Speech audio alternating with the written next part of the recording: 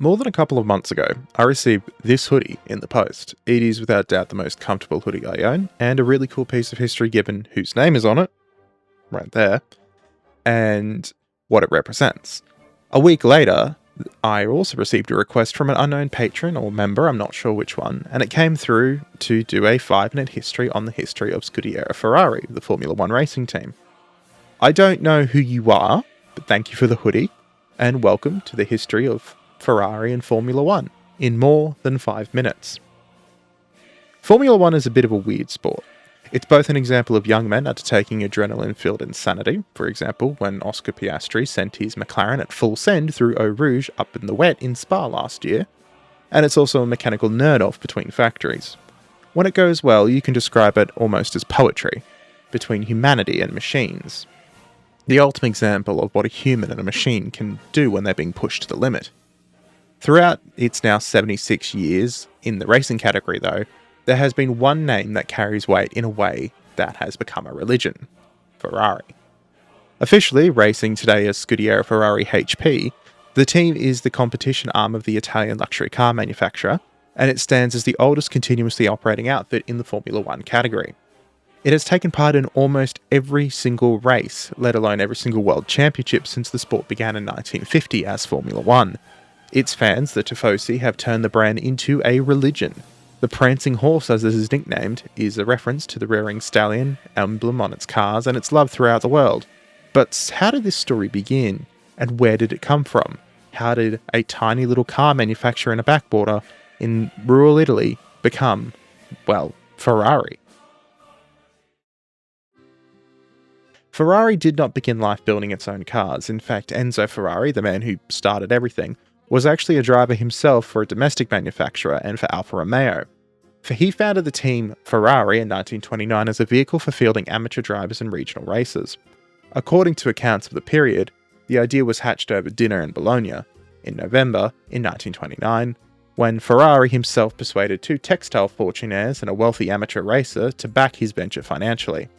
The roster for Ferrari would swell to more than 40 drivers, and they would all be piloting mostly an Alfa Romeo 8C machine, while Enzo Ferrari himself would continue to compete as a driver, and he would achieve modest results, until largely he would step back from driving altogether after the birth of his son in 1932. That same year, the now famous prancing horse badge made its first appearance, being worn by a pair of Alfa Romeo 8C 2300 Spiders that finished first and second at the Spa 24-hour endurance race in Belgium. Also, sidebar, Spa is the best racing track in the world. Do not at me, you know I'm right. The relationship between Alfa Romeo and Ferrari deepened in the years that followed when the parent company pulled back from racing directly in 1933 due to some financial strains. Scuderia Ferrari effectively became Alfa's de facto competition department, receiving hardware and blessing. The partnership produced one of the era's most notable engineering curiosities. In 1935, the twin-engined Alfa Romeo Bimatore, built jointly by Ferrari and engineer Luigi Bazzi, and notable for being the first car ever to carry a Ferrari badge, would make its appearance.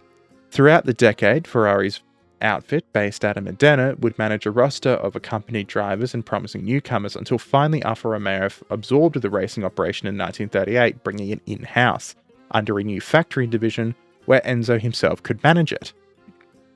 But this arrangement did not last very long, because Enzo is famously quite a difficult person, and he clashed with the change in direction, and he would finally be let go by Alfa in 1939, departing to start his own company, a firm initially devoted to developing machine tools other than racing cars, because his exit clause with Alfa said he couldn't make anything for 4 years that would race. Naturally, Enzo ignored this completely, and within a few months Ferrari's small team had built a racing car, an 8-cylinder design that competed in early 1940, just before the outbreak of the Second World War, where racing and competitive motorsports was halted across Europe.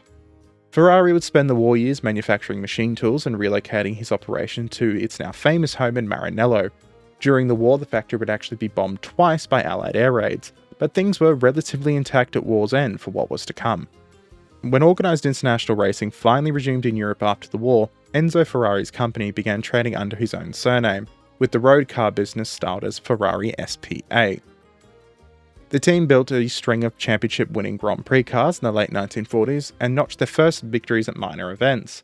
When Formula One was invented and the World Category Championship was formally established in 1950, Ferrari was the first there, right from the outset, sitting out only the inaugural British Grand Prix over a financial dispute with the race organisers. But otherwise, Ferrari has been present at every single race in every single season. This is an achievement only Ferrari can boast to have in Formula One. The team's name, mind you, Scuderia Ferrari, is based on the origins of the manufacturer itself, with a Scudiera being a stable for a racehorse. The prancing horse logo itself was taken from a World War I fighter pilot who painted the symbol on his aircraft. After the pilot's death, the pilot's parents, who knew Enzo, suggested he adopt the emblem, telling him it would bring him fortune, and so a legend was born. Ferrari's competitive record in Formula One is by most measures unrivaled. The team has secured the Constructors' Championship 16 times, more than any other outfit, and its drivers have combined to win the Drivers' Championship on 15 separate occasions. Now, for those who don't know, the Constructors' Championship is for the team that makes the fastest car overall over the whole season, and the Drivers is for the driver who individually performs the best. These don't always match up, even though you think they might. For example, McLaren won the Constructors in 2024 due to both Oscar Piastri and Lando Norris having a good season together as a team. Meanwhile, Max Verstappen with Red Bull won the Drivers' Championship because, it's Max Verstappen. The thing with Ferrari too is that it holds this record spread across 9 different champions, including Alberto Ascari, Juan Manuel Fangio, Mike Hawthorn, Phil Hill, John Surtees, Niki Lauda, Jody Scheckter, Michael Schumacher, and Kimi Raikkonen. All of these drivers are legends in the F1 community, and on top of that, they've also had Formula World champions such as Sebastian Vettel, Fernando Alonso, and Lewis Hamilton driving for them. The latter of the three is currently, at the time of recording, second in the 2026 Drivers' Championship standings, and in total the team has amassed roughly 250 race victories, well over 808 podium finishes, and more than 250 pole positions across its history. And these are figures that place it well clear of any other constructor in the sport's history. Granted, that is partially because they've been around the longest, but it's still impressive nonetheless. Save for the former Mercedes and current Ferrari driver Lewis Hamilton, there has been only one other man in the world to win 7 drivers' titles, and that was Ferrari legend Michael Schumacher, who the hoodie's got his name on it. He joined the team in 1996, working alongside the same management group for the better part of a decade. This is the same management group that had been with Ferrari through the misery for decades, and over time they had built an incredible car in the early 2000s.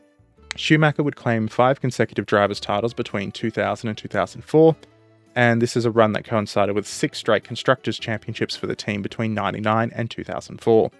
This is regarded as one of the most successful stretches in Formula One history, let alone Ferrari history, rivaled again only by the Mercedes dominance with Lewis Hamilton in the modern era. Beyond the Schumacher years, the team's championship-winning eras have come in the clusters, a run of titles in the early 1950s with Ascari, further crowns throughout the 60s and 70s with Surtees, Lauda and Scheckter, and the Raikkonen title of 2007, which remains the team's most recent Drivers' Championship as of this writing, while 2008 stands as the most recent Constructors. Along with Schumacher, the most famous Ferrari driver, at least in my opinion, would be none other than Niki Lauda. He was a driver from Austria who, at the great disappointment of his family, decided he would spend his life driving what was, at the time, incredibly dangerous cars. Born in Vienna in 1949, Lauda funded his early racing career with a loan, breaking into F1 in the 70s, where he would win his first world championship with Ferrari in 1975. He would later build a rivalry based on, sorry Hollywood, respect and friendship with the British racing driver James Hunt. This is a rivalry that was fictionalised in the film Rush, which honestly, despite its issues, is one of the best sports films ever made. Lauda was on track to win the 1976 championship, but he would crash at the Nürburgring and become trapped in his car as it turned into a fireball. The flames left him with severe burns to his body, notably his face, and damaged his lungs. Lauda, though, through sheer grit and determination, returned to racing just 6 weeks later from what was more than career-ending injuries, and he would finish 4th at Monza despite being in visible pain and being witnessed in the pits as peeling back blood-soaked bandages from his helmet after the race. Although he would lose the title that year to Hunt by a single point, Lauda would become a legend. He would later join the Mercedes F1 team, where he played a key role in recruiting Lewis Hamilton, the now 7-time world champion, and arguably one of the best drivers in history. I'm not a Hamilton fan, it's just a fact.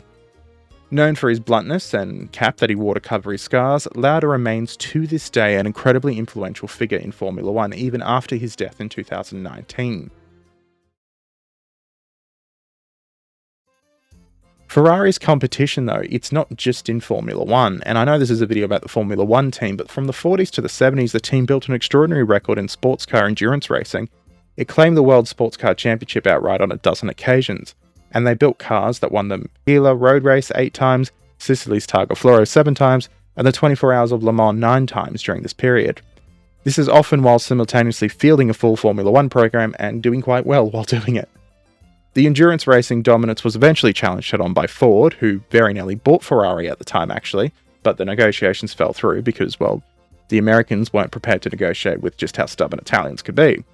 That's not an insult, I love Italians, and it's impressive how stubborn you all can be. Ford's purpose-built race car, the new GT40, would eventually win the Le Mans race, and Enzo Ferrari would formally end the team's sport car program in the 70s to focus resources on Formula One. And this is a decision that would pay off with more championship success later that decade. But Ferrari never fully abandoned endurance and GT racing. From the mid-2000s, a factory-backed GT program ran in partnership with outside racing outfits won championships across various categories and classes. In 2023, Ferrari made a return to the very top tier of endurance racing with a new hybrid prototype, winning the 24-hour Le Mans outright that year for the first time since 1965. The team then repeated the feat in 2024 and again in 2025, also winning the World Endurance Championship overall and manufacturers' drivers' titles in 2025. Ferrari's cars have worn red for almost their entire history, a nod to the long-standing Italian national racing colour. For example, Italy has different colours for different purposes. Their soccer team, or football, and rugby union teams wear blue. They're the Azzurri. Their cricket team also wears blue now in what is the most beautiful cricket shirt I've ever seen. And, well, in racing, they wear red. The only notable break in the red actually comes in 1964 when, in protest at Italian racing authorities, Enzo let an American team enter his cars for the final 2 races of that season in white and blue. There are occasionally different liveries on display in Formula One in the 21st century. Well, recently there was this, we'll just say, choice at Miami, but the red does remain prominent. It's really indistinguishable from the brand. Commercially, though, Ferrari has resisted outside sponsorship and branding for longer than most of its rivals, only beginning to display the parent company's corporate logo on its cars in the 70s, and this changed dramatically, though, in the 90s when a tobacco brand became the title sponsor. Now, this relationship lasted for a very, very long time, right up until marketing laws tightened on tobacco products, leading to a more modern sponsorship program deal occurring with banks, technology firms, and other corporate partners. More recently, the team announced a multi-year partnership in 2024 with the technology company Hewlett-Packard, or HP, which has given the team its current title, the Scuderia Ferrari HP Formula One Racing Team. That, though, is the history of the Formula One racing team, Ferrari. I hope you all enjoyed it, and whoever asked for this and sent me the jumper, thank you, it's my favourite damn hoodie, and I wear it pretty much every day. Like, comment, subscribe, and I will catch you all next time.